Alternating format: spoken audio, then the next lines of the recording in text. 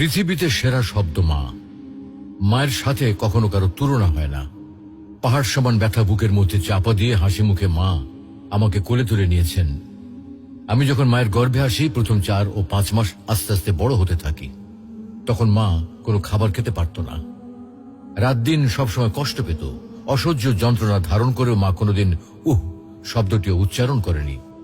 পরে 4 মাস যখন বড় হতে থাকি, তখন মায়ের পেটে আস্তে আস্তে নড়াচড়া করতে থাকি। কোনো কোনো সময় মায়ের পেটে লাথি মারার কারণে মা দাঁড়ানো অবস্থা থেকে বসে পড়ত। ব্যথা সহ্য করতে না পেরে বিছানায় শুয়ে এপিট-ওপিট করত। 10 মাস পর যখন এই পৃথিবীতে আসার সময় হয়, তখন শুরু হয় মায়ের সীমাহীন কষ্ট আর ব্যথা। একজন মানুষের নির্ধারিত আছে সে কতটুকু ব্যথা সহ্য করতে পারবে। সন্তান প্রসবের ব্যথা নিয়ে বড় বড় চিকিৎসা বিজ্ঞানীরা বলেন, একটা মানুষ সর্বোচ্চ 45 ইউনিট ব্যথা সহ্য করতে পারে। এর উপরে হলে হয়তো সে মারা যাবে, আর তা না হলে অজ্ঞান হয়ে পড়বে।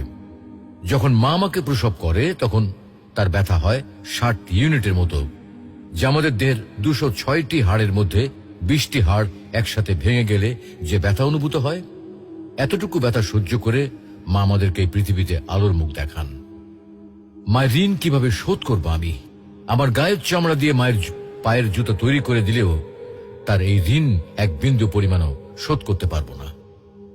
তো আসুন, আজ আমরা সবাই আমাদের মাকে অন্তত একবার বলি, মা, আমি তোমাকে বড্ড ভালোবাসি।